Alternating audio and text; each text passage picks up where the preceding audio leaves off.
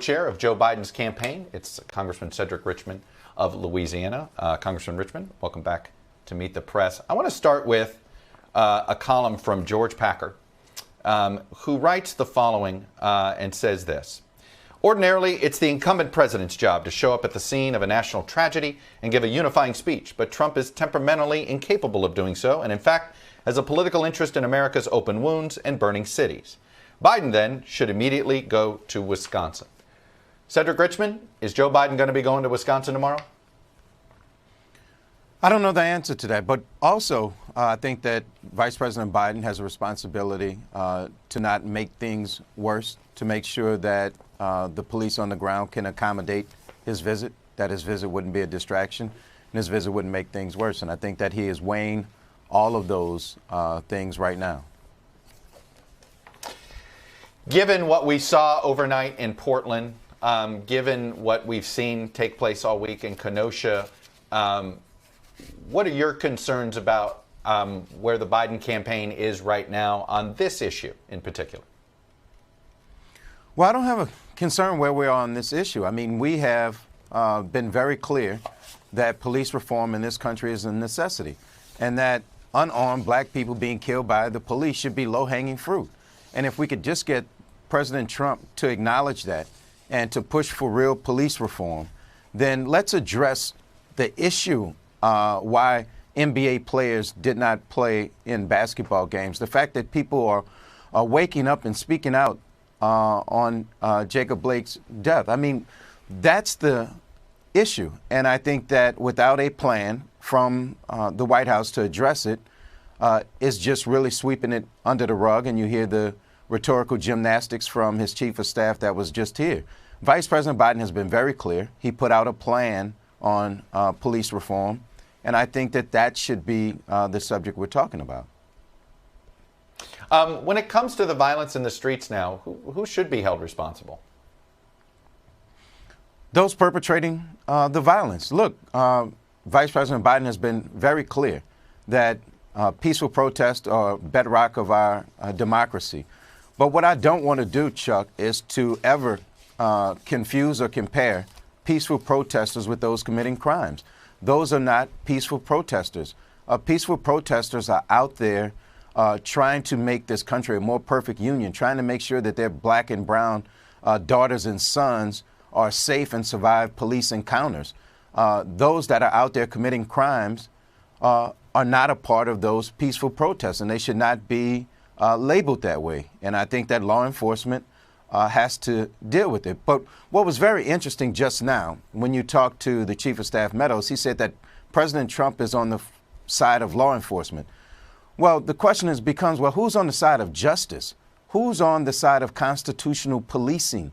It's not about law enforcement or protesters. It's about making sure that police are held accountable when they violate people's constitutional rights, when they shoot unarmed black people. And if the president could convene that conversation, then I think that we would be in a better space. And so he keeps talking about what Biden's America would look like. Well, this is Trump's America. He has to own this moment. He has to own the incompetence around coronavirus and 180,000 American deaths, or almost 6 million infections, almost 38 million jobless claims. He has to own that. This is his America. So how do you break this country and then run for re-election saying, I want to fix everything that I just destroyed?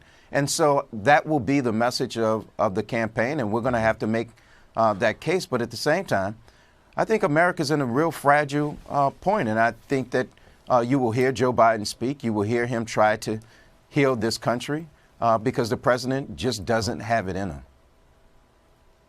I'm curious what you made last week of all the testimonials from black men at the Republican National Convention, and how much of an impact do you think it might have? I want to show this chart of the presidential vote among black men going back to 2008, and there has been a consistent erosion of support for the Democratic Party from black men, a high of 95% in 2008, just 80% of the vote in 2016. And there clearly was a concerted effort by the Trump campaign to try to appeal to black men. What do you make of the effort, and what should the Biden campaign do to counter it? Well, I'll tell you this. Donald Trump very effectively in 2016 raised the question to black men, what do you have to lose? I think now black men see clearly what they have to lose. They can get killed and the president won't say a word, won't utter Jacob Blake's name, will not talk about police reform. If you look at unemployment, black unemployment is twice that of white unemployment. The fact that almost 40% of black businesses will not survive his COVID-19 incompetent response, black men see that. And so you will see us as a campaign talk directly to black men. We will not make assumptions. We will not take them for granted. We're going to talk directly to them. So whether it's about mass incarceration, economic opportunity, home ownership, college affordability, increasing education funding, all of those things. So we're going to go where black men are, and we're going to talk to black men about their issues. But I think they see clearly what it is they have to lose now. I want to move on to the economy a bit. The last time you and I spoke, we talked about, you told me you thought the Democrats hadn't done a good enough job reminding people where the economy was in 2016, reminding people of the economy that Donald Trump inherited.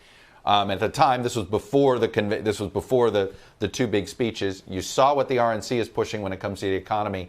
Do you think Democrats have done any better of a job since we last talked about reframing where the economy was in 2016? Well, I think a little bit of that has happened. I think a lot more has to happen after Labor Day. We have to make it very clear to people that this president has the worst job creation record under any president in United States history. He's lost 6 million jobs. The Obama-Biden era created 16 million jobs coming out of the Great Recession. This president just does not have an economic plan, and I think Democrats have to hone in on that. And the one thing Trump does very well, it says the same thing over and over again. Most of the time it's a lie, but he says it over and over again, and people start to believe it. We have to continue to say over and over again that this president has destroyed and wrecked this economy, just like everything he has ever touched in his life. And so we need to point out that there are farmers that are filing bankruptcy at all-time highs, that the unemployment numbers are where they are. Small businesses are closing their doors every day. And so, yeah, it's incumbent upon us to keep reminding people of that. Okay. Congressman Cedric Richmond, the national co-chair for the Biden campaign, thank you for coming on and sharing the campaign's perspective. I appreciate it. Thanks for having me.